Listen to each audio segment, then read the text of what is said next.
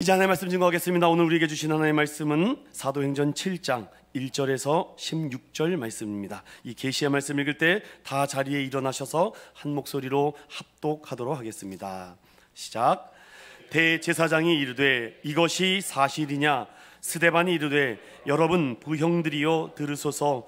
우리 조상 아브라함이 하란에 있기 전 메소보다미아에 있을 때에 영광의 하나님이 그에게 보여 이르시되 내 고향과 친척을 떠나 내가 내게 보일 땅으로 가라 하시니, 아브라함이 갈 때야 사람의 땅을 떠나 하란에 거하다가 그의 아버지가 죽음에 하나님이 그를 거기서 너희 지금 사는 이 땅으로 옮기셨느니라.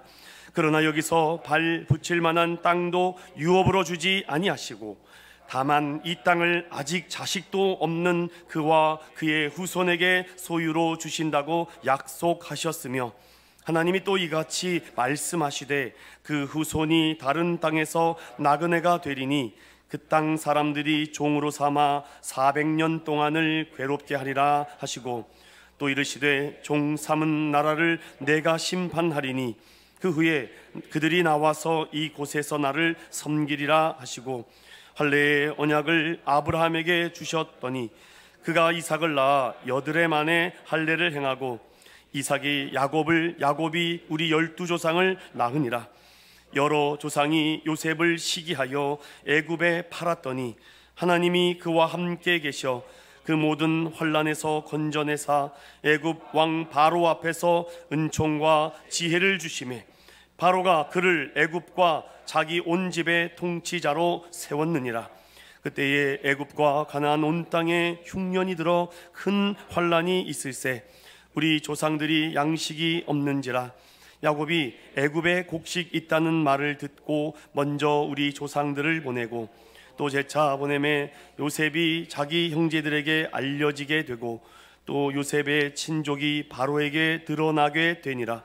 요셉이 사람을 보내어 그의 아버지 야곱과 온 친족 75사람을 청하였더니 야곱이 애굽으로 내려가 자기와 우리 조상들이 거기서 죽고 세겜으로 옮겨져 아브라함이 세겜 하몰의 자손에게서 은으로 값주고 산 무덤에서 장사되니라.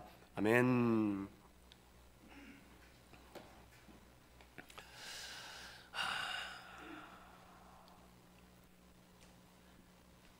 제목을 따라해볼까요? 새로운 길을 향한 도전, 이제 우리 차례입니다.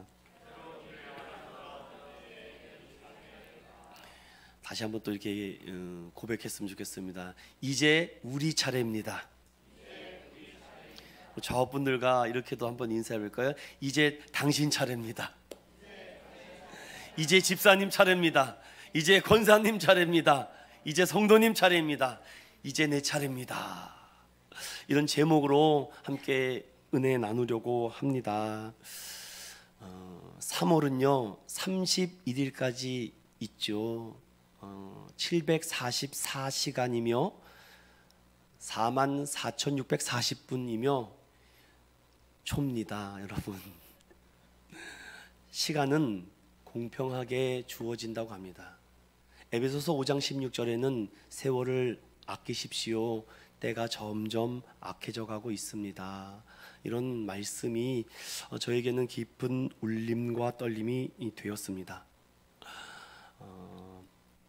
우리 인천의원교회 공동체 안에서 또 뜻하지 않는 사고로 마음 아파하는 우리 지체가 있습니다. 여러분 기도해 주시고, 그 집사님이 저에게 또 개인적으로 또 연락하면서 정말 하나님을 사랑하는 귀한 집사님이구나라는 생각을 최근에 하게 되며 참 목사로서 너무 부끄러웠다. 참 목사보다 낫다. 참 우리 성도들을 보면은 제가 거기 앉아있고 여러분이 와서 설교를 해야 되지 않을까라고 할 정도로 신앙과 그 영성의 깊이와 높이와 너비가 굉장하다라는 것을 제가 최근에 또 깨닫는 은혜가 있었습니다. 그러면서 같이 예배드리는 이 공간 안에 있지는 못하지만 그 집사님이 그 글귀가 저를 계속 며칠 동안 울리고 있습니다. 나는 그런 기도를 드리고 있을까? 나는 그런 마음을 드리고 있을까? 차라리 나를 데려가시고 아직 복음을 듣지 못하고 전도되지 못한 사랑하는 가족에게 시간을 더 달라고 하는 그 집사님의 외침이 저에게 얼마나 애태우고 갈급한 마음이든지. 그러면서 에베소서 5장 16절 세월을 아끼라 때가 악하니라 라는 말씀이 저에게 다시 깊은 생각이 들었습니다. 엄목사는 이 3월을 어떻게 지금 보내고 있을까? 남은 시간을 어떻게 보내야 할까? 공평한 시간 속에서 하나님이 원하시고 기뻐하시고 뜻하시는 그 삶 원하는 대로 살아가고 있을까? 아니면 내 생각, 내 방법, 내 뜻대로 살아가려고 할까? 초대교회는 공동체의 폭발적인 부흥과 발전이 있었습니다. 즉 초대교회의 성령의 역사가 나타난 거죠. 1세기에는요 당시 고대 인문학자들은 1억 명에서 1억 5천 명 정도가 이 지구촌에 살고 있지 않았을까라고 예측을 하는데, 그 1세기의 유대교에서 회심하고 믿음을 가진 자, 즉 이 가나안 땅 이스라엘 땅에 그 한 번의 회심과 거듭남으로 변화받은 사람이 무려 2만에서 2만 5천 명. 베드로가 설교를 할 때에 많은 사람들이 뒤집어지고 새로운 마음으로 거듭나 회심하고 중생하는 일들이 일어났다. 베드로가 한번 설교할 때마다 3천 명, 5천 명이 회개하고 뒤집어졌다. 이것이 사도행전 초대교회 성령의 역사 이후에 나타났던 놀라운 하나님의 은혜가 아닙니까? 예수 그리스도의 제자들은 성령 충만함을 입고 나자부터 1분 1초가 아까웠겠구나. 내가 받은 이 은혜, 내가 받은 이 사랑, 내가 받은 이 성령을 어떻게 전하고 전할까? 하루라도 여러분들 그 부푼 꿈을 가지고 잠들었지 않겠습니까? 교회의 본질은 진실과 거룩과 진리에 있다라고 합니다. 그러니 여러분 그 교회에 왜 하나님의 은혜가 안 부어지겠습니까? 그러니 여러분 성경책을 갖고 있으니 그 초대교회에 어떤 일이 일어납니까? 사도행전 6장 7절을 한번 읽어보십시오. 사도행전 6장 7절입니다. 시작. 하나님의 말씀이 점점 왕성하여 예루살렘에 있는 제자의 수가 더 심히 많아지고 허다한 제사장의 무리도 이 도에 복종하니라. 사랑 믿음의 성도 여러분, 저는 복음이 선포되고 성령의 역사가 일어나니까 제자의 수와 성도들이 질적 양적으로 늘어나는 것은 당연한 것인데, 오늘 말씀 후반절에 허다한 제사장의 무리도, 여러분 어떻게 들리십니까?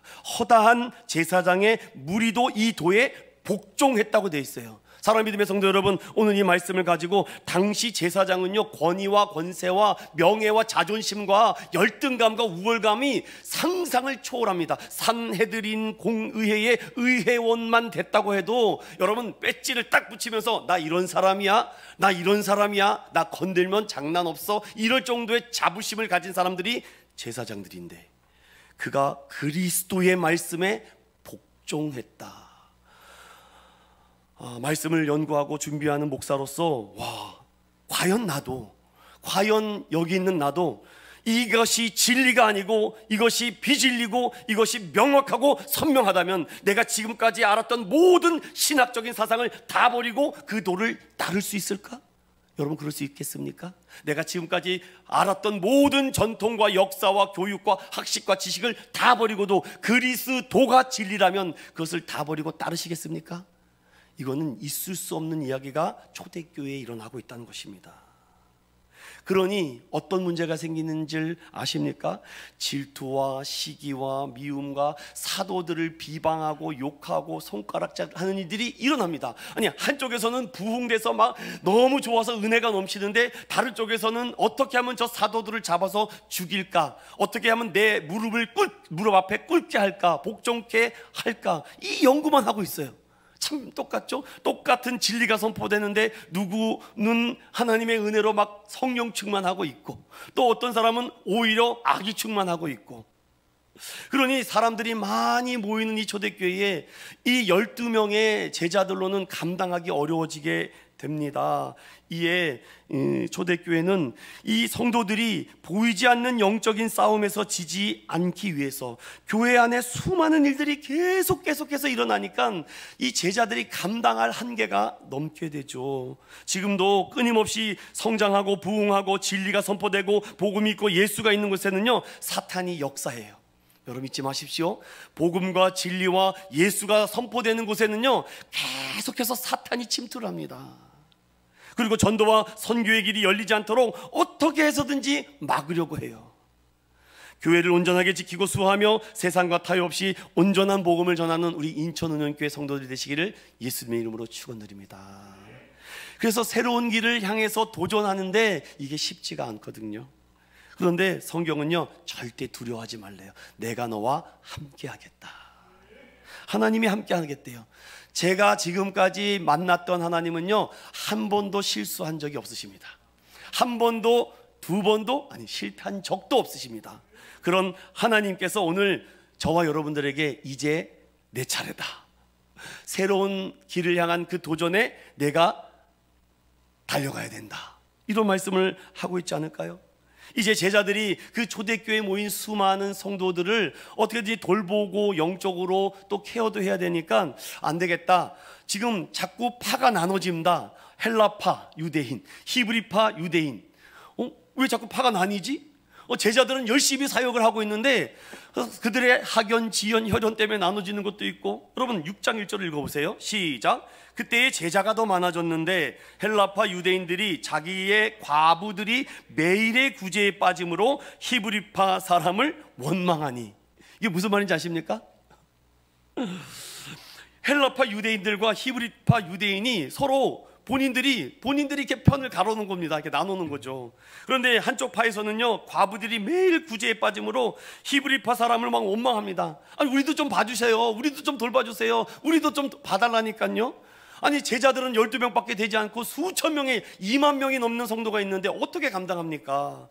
이에 제자들이요, 거기 있는 성도들을 모읍니다. 그리고서는 이제 우리가 하나님의 말씀을 제쳐놓고 다른 것을 하는 것은 온전치 않다. 그래서 이 안에서 또 이 봉사와 섬김의 사역을 감당할 집사님을 뽑자라고 얘기합니다.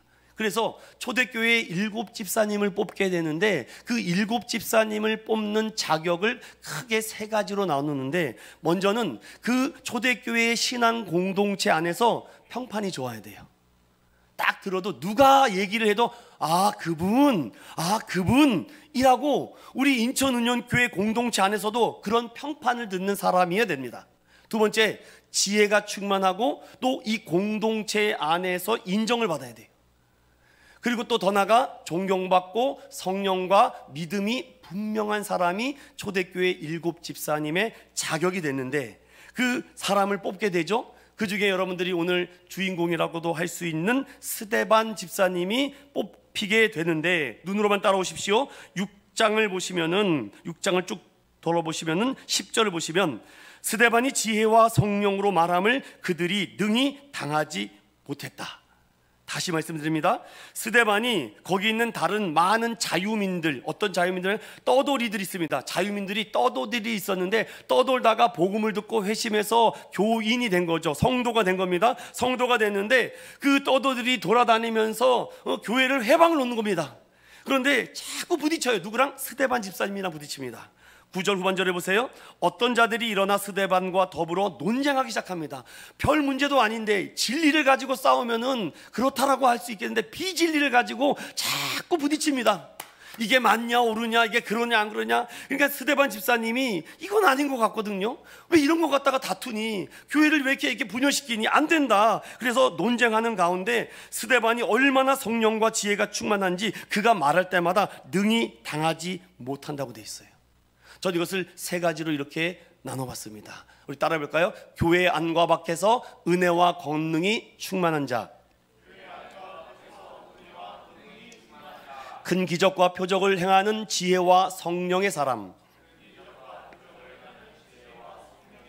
교회에 주어진 사명의 섬김의 모범과 증인된 자.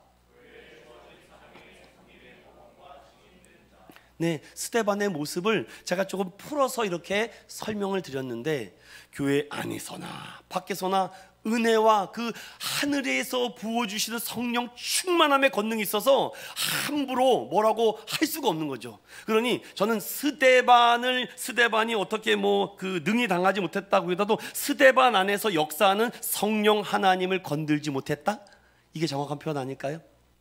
그 안에서 성령의 능력이 막 보여야죠. 그러니 스데반을 아무리 넘어뜨리고 아무리 주저앉히려고 해도 이게 말빨이 안 된다고 할까요? 영빨이 안 되는 겁니다. 영빨이.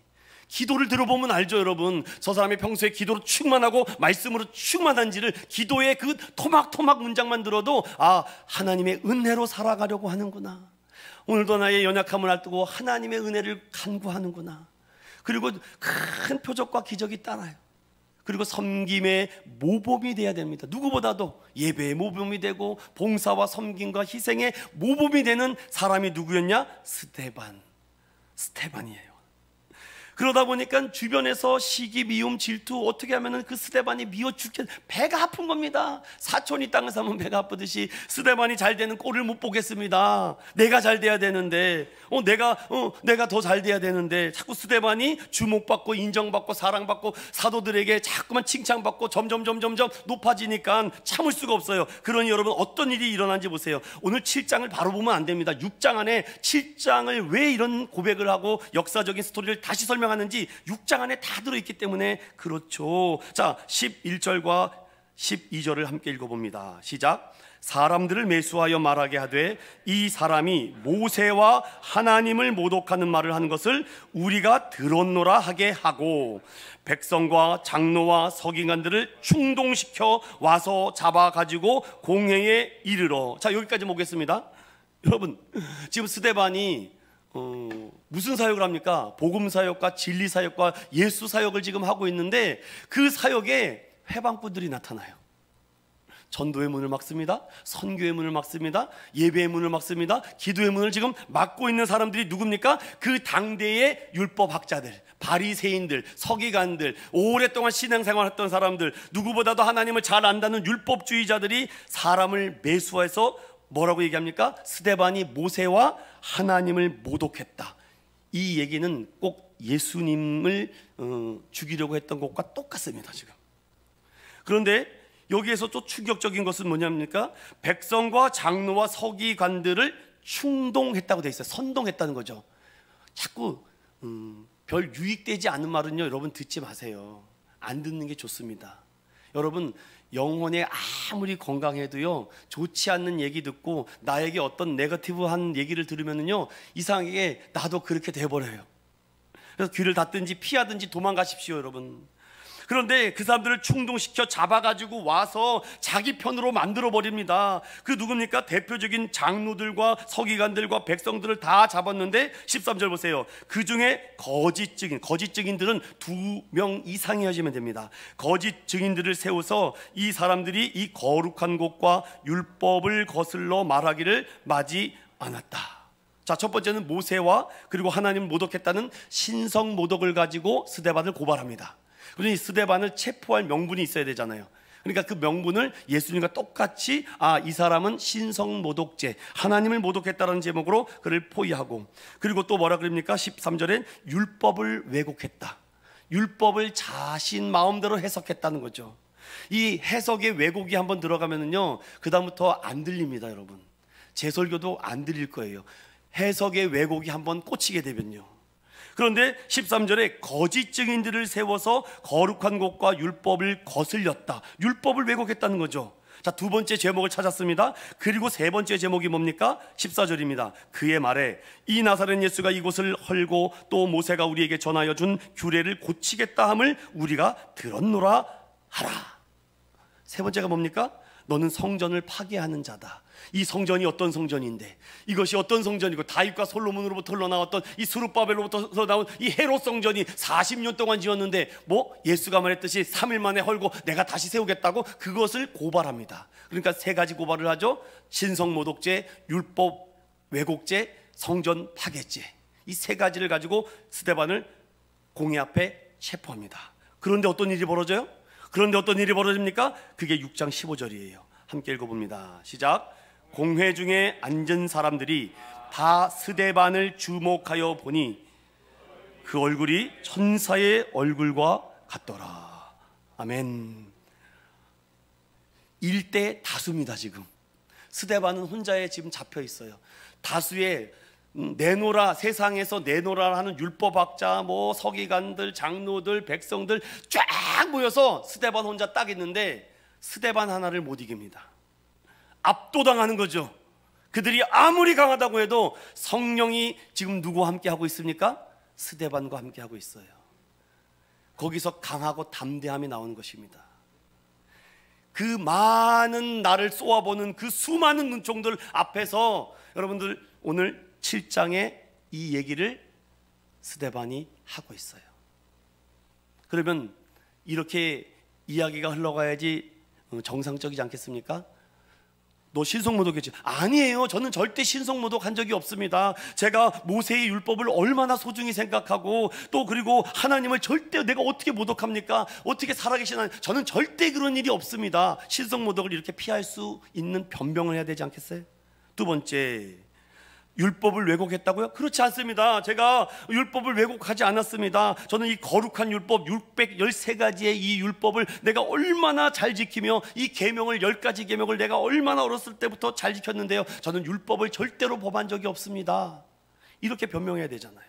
성전을 파괴한다고요? 뭐 스데반 혼자서 성전, 그 큰 성전, 지금은 여러분들 이스라엘의 통곡의 벽이라고 한쪽 벽만 남아있지 않습니까? 그 성전이 결국은 말씀대로 다 무너졌는데 나는 그렇게 말한 적이 없다라고 말하면서 거짓 증인들이 계속해서 스데반을 공격하는 입장에서 얼마든지 변명하고 나의 이런 핑계거리를 쏟아내고 싶은데 대제사장이 물어봅니다. 그게 7장 1절이에요. 함께 읽어봅니다. 시작.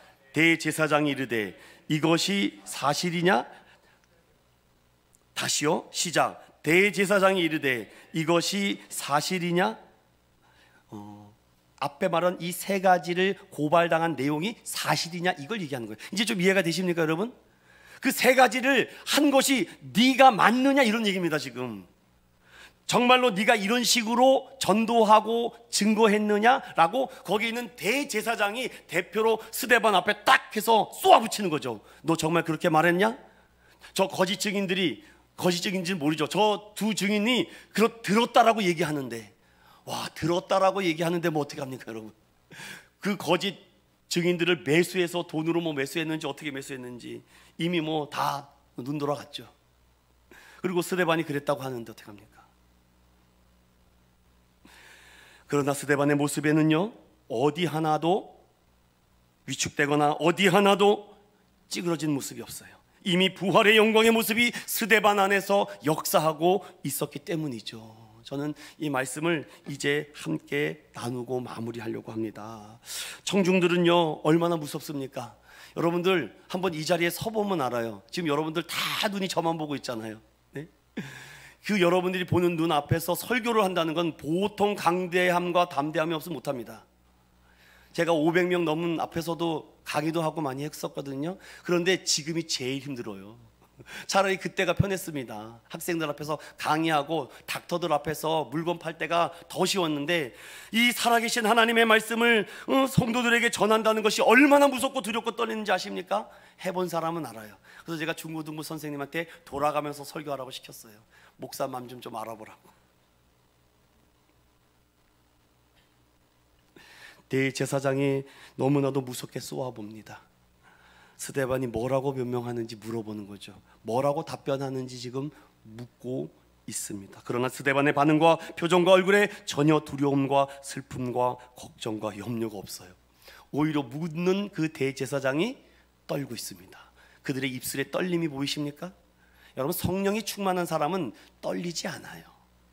침착합니다. 오히려 더 여유가 있어요. 왜냐? 하나님이 하실 것을 기대하기 때문에. 사랑하는 믿음의 성도 여러분, 아무리 그들이 신성모독이다, 율법을 왜곡했다, 성전을 무너뜨리게 한다라고 우리를 공격할지라도 우리는 그 얼굴이 천사와 같이 부활의 주님을 의지하는 믿음의 성도 되시기를 축원드립니다. 그리고 그 스데반이 아무런 변명을 하지 않아요. 변명하지 않아야 되겠구나. 어떤 변명이 없어요. 그리고 뭐라고 2절에 얘기하는지 보십시오. 스데반이 여러분 부형들이요. 요즘은 이제 부형들이라는 말을 잘 쓰지 않습니다. 아비부자의 형용자죠. 이런 표현은 잘 쓰지 않아요. 그런데 거기 있는 사람들을 지칭해서 아마 표현한 것 같습니다. 부형들이요, 들으소서. 여러분, 들으소서라고 되어 있어요. 누가 은혜를 받을까? 누가 들을 준비가 되어 있을까? 거기에 내노라란 기라성 같은 사람들이 쫙 깔려 있는데 거기에 대고서는 지금 이 스데반이 설교를 하는 겁니다. 그런데 여러분, 이 아브라함과 이삭과 야곱과 요셉의 얘기를 모르는 사람이 어디 있습니까? 여기에 여러분도 여기 모르는 사람이 어디 있어요? 다 알잖아요 여기. 근데 제가 이 설교를 지금 또 한다면은, 아이 목사님 설교하기가 힘들었나? 왜 저 설교를 또 하시지?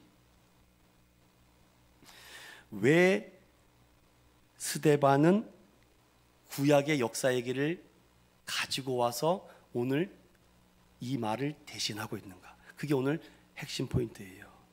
그들은 아브라함을 통한 잘못된 구원관을 가지고 있기 때문에 그들이 잘못된 구원관을 그 스데반이 조직적 설명까지는 어렵고 구약의 성경 신학을 가지고 와서 언약 신학을 붙들고 그들에게 말을 합니다. 부형들이여 잘 들으십시오. 뭐 다 아는 얘기를 하죠. 그런데 그 제사장들과 서기관들과 많은 장로들과 백성들이 하는 그 이야기, 즉 아브라함에 대한 스토리와 스데반이 지금 말하는 스토리가 다 똑같은데 단 하나만 틀립니다. 단 하나만 틀려요. 그래서 성령과 지혜가 충만한 사람은 남들이 보지 못하는 그 한 점을 보게 하시는 것 같아요. 그게 무엇인지 함께 살펴봅니다. 2절, 우리 조상 아브라함이 하란에 있기 전 메소보다미아에 있을 때에 영광의 하나님이 그에게 보였다. 이르시되 내 고향과 친척을 떠나 내가 내게 보일 땅으로 가라 하시니, 아브라함이 갈대아 사람의 땅을 떠나 하란에 거하다가 그의 아버지가 죽음에 하나님이 그를 거기서 너희 지금 사는 이 땅으로 옮기셨느니라. 아멘. 구약의 대제사장들과 장로들 다 아는 내용입니다. 그런데 그들에게는요, 어떠한 것이 있냐면 과거 자신의 출생지가 드러나는 것에 대한 굉장한 비겁함이 있어요. 너 어디 출신이야? 그래서 서울 사람들이 그런다면서요. 어디 사세요? 그러면 서울 사는 사람도 강남에 사는 사람 어디 사세요? 강남. 아니 어디 사냐고요? 서울에 살면 서울에 산다 그러지 왜 강남에 산다고 그러고. 그런 게 있잖아요. 자, 경기도에 사는 사람도 그렇습니다. 여러분, 분당에 사는 사람은 경기도잖아요. 성남시잖아요. 꼭 분당에 산다고 해야 됩니다. 그럼 우리 인천에 사는 사람들은 어떻게 하시겠습니까? 여러분 어디 사세요? 그러면 뭐라고 얘기하시겠어요? 네, 뭐라고요? 구월떡이 어디 붙어 있는 데인데요? 이런다고요. 지금 이 당시 유대인들은요 얼마나 자존심이 강한지 아십니까? 그리고 과거의 출생지와 그런 것에 대해서 믿음의 뿌리가 아주 좋지 않은 것에 대해서 아주 그것을 말하는 것을 꺼려합니다. 왜냐하면 남들보다 우월의식이 있기 때문에 그렇죠. 그런데 메소포타미아에, 자, 다시 제가 여기를 설명드립니다. 부형들이여 잘 들으십시오. 우리 조상 아브라함이 있지 않습니까? 그렇지. 그분이 하란에 있지 않았습니까? 그렇지. 거기까지 아주 좋아. 스데반 설교 잘하고 있어. 그런데 메소포타미아에, 거기서부터 안 들리는 거예요. 메소포타미아의 이 말 때문에 그 다음부터는 안 들려요. 뒤에가 아무리 60절까지 얘기해도 안 들립니다. 왜냐? 이 메소포타미아라는 이 말에 걸려버렸어요. 여기서 정통 유대인들이 분노가 치민 겁니다. 제대로 열받아 버린 거죠. 아무것도 안 들려요. 왜냐? 과거 그 아브라함의 출시지는요 어디입니까? 우상이 있던 곳, 죄악이 있던 곳, 더럽고 추한 곳, 불신과 악이 있던 그곳을 굳이 왜 끄집어내냐는 거예요. 그러니까 우르에서부터 시작하지 말고 어디서부터 시작하라고요? 하란에서부터 시작하라고요. 그러니 거기 있는 정통파 유대인들은요 하란에서부터 우리 믿음의 조상 아브라함을 소개합니다. 설교합니다. 그런데 스데반은요 그렇지 않다. 메소포타미아는 저 악한 우상과 그 저주받은 땅에서 하나님이 아브라함을 영광의 하나님이 부르셨다. 사랑하는 믿음의 성도 여러분, 이게 은혜가 돼야 됩니다. 지금 이게 우리 차례예요. 이제 우리를 여러분 강남에서 부르셨어요? 분당에서 부르셨습니까? 아니에요. 여러분, 우리 사망과 죽음과 저주의 그 고통 가운데서 우리를 불러 세워주신 분이 전능자 하나님이신 줄로 믿습니다. 메소포타미아가 있어야죠. 우리가 왜 메소포타미아를 감추려고 하고 숨기려고 하십니까? 그거 감추면 여러분들 계속해서 하란에서 아무리 문제를 해결하려고 해도 해결이 안 됩니다. 메소포타미아에 있을 때의 영광의 하나님이 그에게 보였다. 우리도 그렇지 않습니까? 지난 과거 출신이나 흑역사를 말하는 사람, 좋아하는 사람 하나도 없어요. 제가 만약에 설교하면서 어떤 집사님의 과거를 들추면서 이러쿵저러쿵 하면 좋아할 사람이 어디 있겠습니까? 제일 듣기 쉽고 오히려 그 삶의 부분을 들춰냈다고 해서 자칫 시험에 들지 않겠습니까? 정통파 유대인들이 숨기고 감추고 싶었던 것이 아브라함의 과거사의 그 메소포타미아라는 그 저주받은 땅에서 부르심을 받았다는 것이 과거에서 별로 좋지 않거든요. 이게 스토리상 위인전을 쓴다면요, 우리 그렇지 않습니까? 그걸 빼버리겠죠. 그러나 스데반은요, 그렇지 않아요. 죽음과 사망과 죄와 저 저주받은 것에서 하나님의 사랑으로 강권적으로 주권적으로 아브라함을 택하신 줄로 믿습니다. 저와 여러분도 그렇잖아요. 여러분들, 하나님이 그 은혜로 우리를 선택해 주지 않았으면 어떻게 여기에 앉아 있겠습니까? 그리고 하나님이 뭐라 그러십니까? 아브라함아, 내 고향과 친척을 떠나라 라고 얘기해요. 내가 내게 보일 땅으로 가라. 하나님 어떤 땅입니까? 그냥 내가 지시할 땅으로 가라. 참, 이 아브라함도요, 참 믿음이 없었을 것 같은데도 이 믿음을 붙잡고 가는 걸 보십시오. 그런데 4절 후반절에 보니까 그 하란 땅에 머문데 하나님이 원하시는 땅은 그 땅이 아니라 가나안 땅이죠. 그러다 그 아버지가 데라가 205세에 거기서 죽습니다. 그러니 하나님이 그를 거기서 너희 지금 사는 이 땅으로 옮기시는구나. 아, 이거 옮기는 것도 하나님의 허락과 뜻으로 옮겨야 되는 것이구나. 아, 아브라함은 자신이 옮긴 것 같고 자신이 결정한 것 같고 자신이 한 것 같은데 오늘 성경 보십시오. 하나님이 그를 거기서 너희 지금 사는 이 땅으로 옮겨주셨다. 그래야지요, 평안함이 임해요. 기쁨이 임합니다. 소망이 생겨요. 어디 가서든지 생명이 살아납니다. 스데반은요, 그 은혜를 받고 나도 그런 죽음의 그런 광야에서 나를 불러 세워주셨으니 이거 하나님의 절대적 은혜 아닙니까? 우리의 믿음의 조상도 그렇게 시작된 것입니다. 그리고 여러분 5절 보세요. 그러나 여기서 발 붙일 만한 땅도 유업으로 주지 아니하시고 다만 이 땅을 아직 자식도 없는 그와 그의 후손에게 소유로 주신다고 약속하셨다. 약속. 뭐 보이지 않아요. 아, 저기 가면 잘 될까? 여기 가서 사업을 하면 저기 가서 아니에요 여러분. 그렇지 않습니다. 오늘 성경을 다시 보십시오. 아브라함은요, 그 약속을 붙들고 그 언약을 붙들고 하나님이 가라 하신 그곳까지 간 줄로 믿습니다. 그러면 잘 돼야 되지 않습니까? 뭐 로또도 맞아야 되지 않습니까? 막 사업이 막 번창해야 되지 않습니까? 막 믿음도 막 생겨야 되고 막 역사가 나타나야 되지 않습니까? 그러나 보이는 거는 메마른 광야, 황야. 뭐 여기서 어떻게 합니까? 여러분이 잘 알다시피 그러다 보니 아브라함의 믿음이 바닥으로 떨어지기 시작해요. 밑으로 그의 순수함과 그의 영적 자격지심까지, 자존심까지 무너져 가고 있어요. 성경의 스데반의 설교에는 다 기록하고 있지만 이 5절 한 절만 보더라도 지금 아브라함이 어떠한 선택을 했고 어떠한 길을 갔고 그가 결국은 하나님의 약속을 붙들고 영광으로 하나님 앞에 나아갔구나. 6절을 나가시 읽어봅니다. 시작. 하나님이 또 이같이 말씀하시되 그 후손이 다른 땅에서 나그네가 되리니 그 땅 사람들이 종으로 삼아 400년 동안을 괴롭게 하리라 하시고 7절 또 이르시되 종 삼는 나라를 내가 심판하리니 그 후에 그들이 나와서 이곳에서 나를 섬기리라 하시고. 아멘. 계속해서 하나님이 아브라함을 인도하시는데 여러분 이 말씀을 꼭 짚고 마무리를 지으려고 해요. 아브라함도 실수를 많이 하거든요. 아브라함도 잘못을 정말 많이 합니다. 믿음의 조상임에도 불구하고 정말 많이 무너져요. 대표적인 사건, 가나안 땅에 흉년이 드니까 애굽에는 풍년이라는 얘기를 듣고 가족들과 데리고 애굽으로 갑니다. 거기서부터 잘못됐잖아요. 하나님의 허락도 없는데 왜 갑니까? 하나님이 사인을 안 줬는데 왜 움직입니까? 그런데 아브라함이 내려가요.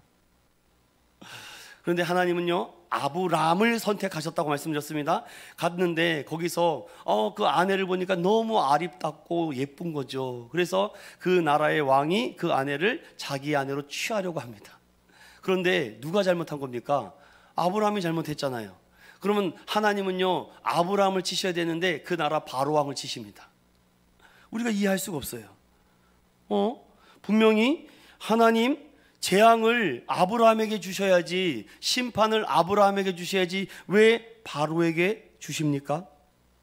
왜 애굽의 바로가 큰 재앙을 입게 됩니까? 바로가 무슨 잘못을 했다고? 아브라함이 잘못한 건 아닙니까? 성경은요 여러분, 하나님의 정의와 공의의 문제가 아니라 성경은 구원과 생명의 책인 줄로 믿습니다. 하나님은 아브라함을 일방적으로 택하셔서 아브라함이 아닌 바로를 하나님의 구원의 도구로 사용할 뿐입니다. 그래서 저는 여러분들이 아브라함의 축복을 받기를 원합니다. 바로가 되지 마십시오. 바로가 되면은요 다 축복을 빼앗겨요. 가지고 있던 것도 하나님이 기뻐하는 자, 하나님의 사랑받는 자에게 뺏길 수가 있어요. 그러면 이 사건에서 가장 깜짝 놀란 사람이 누구겠습니까? 아브라함 아니겠습니까? 아브라함은 알죠. 내가 잘못했어, 내가 죽어야 되고, 내가 여기서 재앙을 입고 내가 저주를 받아야 되는데 하나님이 아직도 나를 붙들고 계시는구나. 하나님 나를 아직도 놓지 않고 있구나. 그것을 아브라함이 경험하지 않았을까요? 아브라함에게 각인된 한 가지 사실은 어떤 세상의 강자보다 하나님의 강하심을 그는 날마다 고백하게 됩니다. 그리고 8절 보십시오. 8절 시작. 할례의 언약을 아브라함에게 주셨더니 그가 이삭을 낳아 여드레 만에 할례를 행하고 이삭이 야곱이 우리 12조상을 낳으니라. 아멘. 여러분 다 아는 스토리 아니겠습니까? 결국 하나님의 약속을 붙들었던 아브라함에게 100세의 아들 이삭을 주었고, 또 그 아들의 또 야곱을 통해서 12의 조상을 그에게 허락하십니다. 여기까지 아브라함의 스토리를 우리가 살펴보면서 저는 오늘 이 말씀을 왜 할례의 언약으로 이 아브라함의 스토리를 마무리 짓고 요셉 얘기로 넘어가는가? 사랑하는 믿음의 성도 여러분, 오늘 이 할례의 언약이 얼마나 중요한지 제가 다시 창세기로 넘어가서 여러분께 조금 말씀을 드리려고 합니다. 창세기 17장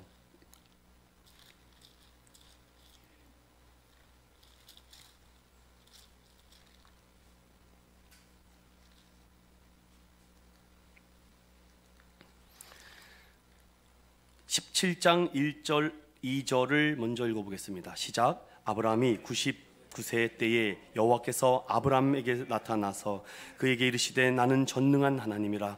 너는 내 앞에서 행하여 완전하라. 내가 내 언약을 나와 너 사이에 두어 너를 크게 번성하게 하리라 하시니. 아멘. 지금 하나님이 아브라함에게 일방적인 언약 신학으로 언약을 베풀어 주고 있습니다. 나는 전능자다. 내가 너 앞에서 행한 그 일들을 반드시 내가 행하겠다. 그러므로 너는 내 앞에서 행하여 완전하라 말씀합니다. 완전하라. 그리고 아브라함이 어떻게 되는지 보십시오. 4절 보세요. 보라, 내 언약이 너와 함께 있으니 너는 여러 민족의 아버지가 되겠다. 아브라함에서 아브라함으로 되겠다. 그리고 내가 너를 심히 번성케 하겠다. 그리고 내가 내 언약을 세워서 영원한 언약을 삼겠다 라고 얘기합니다. 그런데 우리의 믿음이 얼마나 없는지 아세요, 여러분?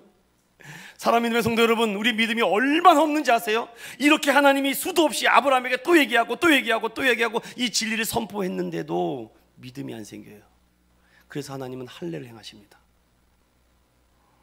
9절에 하나님이 또 아브라함에게 그런즉 너는 내 언약을 지키고 내 후손도 대대로 지키라 하여 할례를 받으라. 이것은 내 언약이라. 상징적으로 우리는 그러면 믿지를 않아요.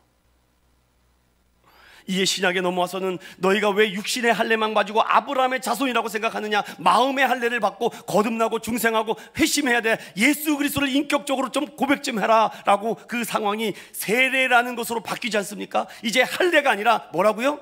세례라고요. 그래서 만인 앞에서 우리의 믿음을 고백한다는 것은요 굉장한 담대함이 필요합니다. 지금 이 얘기를 누가 하고 있어요? 스데반이 하고 있는 것입니다. 그리고 요셉 얘기로 넘어가요. 이제 우리가 정말 성령으로 말미암아 머리부터 발끝까지 세례를 받아 죄사함으로 말미암아 깨끗하게 씻음 받기를 원한다. 누구의 피로? 예수 그리스도의 보혈의 피로. 보혈의 피가 아니고서는 너희들을 구원할 어떠한 이름을 너희에게 주신 적이 없다라고 얘기하죠. 그러니 정말로 예수님을 만난 사람은 신중에 신중을 다합니다. 스데반이 오늘 설교하는 마지막 하이라이트 부분이 16절까지가 그것이에요. 9절 다시 넘어와서 9절 보세요. 여러 조상이 요셉을 시기하여 애굽에 팔았더니 하나님이 그와 함께 계셔 그 모든 환난에서 건져내사 애굽 왕 바로 앞에서 은총과 지혜를 주셨다. 전적으로 하나님이 붙들고 계신 거죠. 전적으로 하나님이 함께 하고 있다는 거. 저는 여기서 16절까지 뭐 다 아는 말씀이니까요, 할례 언약으로부터 계속해서 그 자손들은요 낳은 지 8해가 되면 말미암아 할례를 행하며 아브라함의 자손으로 계속 고백합니다. 그리고 너희들이 얼마나 우월감과 얼마나 거기에 대한 자신감으로 충만한지 나도 알고 있다. 그러나 그 할례의 언약을 붙들고 너희들이 지금 믿고 있는 이 그 아들 예수 그리스도를 지금 저주하고 심판하고 있지 않느냐, 그들을 메시아로 믿지 않고 있지 않느냐, 그 얘기를 지금 스데반이 지금 하고 있는 거예요. 어제까지 지금 50절까지 하고 있는 겁니다. 오늘은 그 서론 부분이에요. 이래서 제가 이 부분을 좀 요약해드리고 마무리를 짓겠습니다. 불편한 진실을 전하는 이 스데반에게는요, 그 얘기를 들으면요 마음이 불편해져요. 여러분, 설교를 듣다가 불편해지기를 바랍니다. 불편해지시길 바랍니다. 불편해지시길 바랍니다. 안 불편하면 안 돼요. 안 불편하면은요 메소보다미아가 생각이 안 나요. 불편해야지. 아, 그때 주신 하나님의 은혜, 그때 나를 건지신 하나님의 은혜, 그때 나를 길어주신 하나님의 은혜, 그때 내가 섬겼던 하나님, 이 생각날 겁니다. 하란과 가나안에선 잘 안 보여요. 가장 고통당하고 가장 죽을 것 같은 아픔 중에서 하나님을 만났던 그때로 돌아가십시오. 그래서 마음이 불편해야 돼요. 스데반의 설교에는요 아브람과 모세, 다음 시간에 모세 얘기를 더 하겠습니다. 얼마나 자부심이 많은지, 그러나 과거 구약의 역사를 들면서 그들의 얼마나 자기 당위성을 가지고 얘기하는 그 부분을 하나씩 하나씩 깨뜨려가고 있습니다. 이에 오늘 1절부터 16절까지를 제가 신학적인 부분으로 말씀을 마무리 지면, 스데반은요 분명한 하나님의 주권과 부르심에 대한 확신이 있었어요. 하나님, 나를 선택해 주셨구나, 나를 아브라함 삼아 주셨구나, 나를 메소보다미에서 나를 건져 주셨고 믿음 없는 줄 알고 나를 그때마다 하나님이 강권적으로 붙들어 주셔, 또 무너지니까 또 할례의 언약을 통해서 또 하나님 그때마다 넘어질 때마다 하나님 여호와 니시와 여호와 이레로 아브라함을 붙들어 주신 줄로 믿습니다. 그러니 하나님의 부르심엔 후회함이 없는 거예요.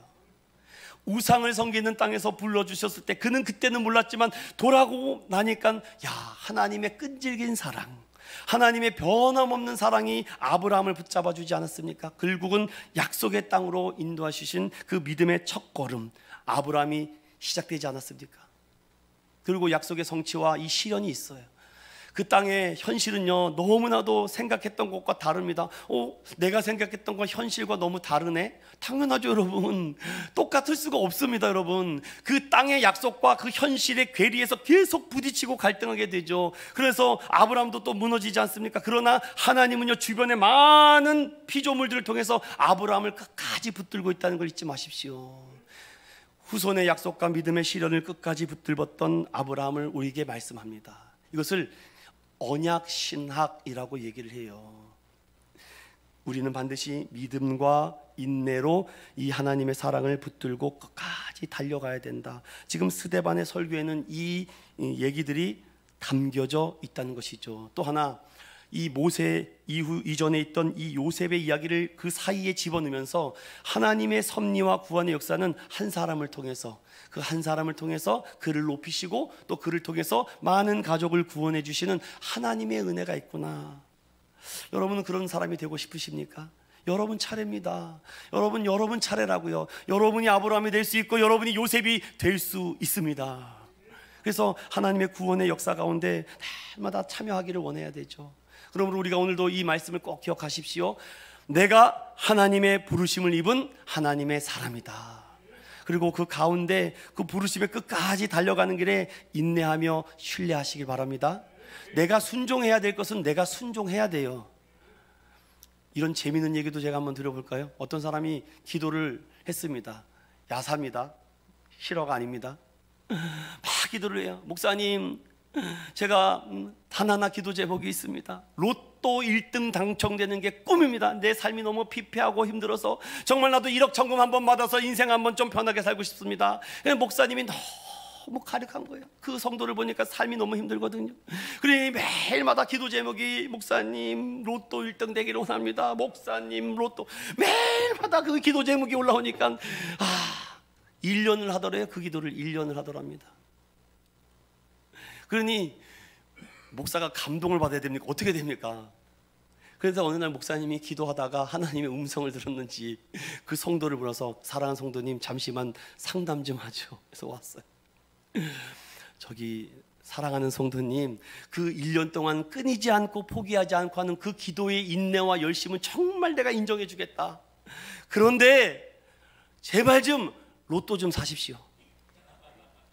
로또를 사야지 하나님이 1등을 해주든 안 해주는데 로또는 사지 않고 계속 기도만 하고 있으면 안 된다는 것입니다. 이해가 되십니까 여러분? 우리가 하나님 앞에 순종해야 될 거, 하나님 앞에 복종해야 될 거, 하나님의 말씀을 들어야 될 것은 우리가 하고 나서 하나님의 은혜를 구해야 되는데 하지는 않으면서 하나님의 은혜를 구하고 있어요. 예배를 드려야죠. 하나님 기도와 말씀의 자리로 사수해야죠. 여러분 말씀대로 순종하고 그 말씀대로 따라가야죠. 언약의 말씀을 붙들고 끝까지 사수해야 되지. 그거는 안 하면서 하나님의 은혜를 달라고요? 그런 하나님은 아니실걸요.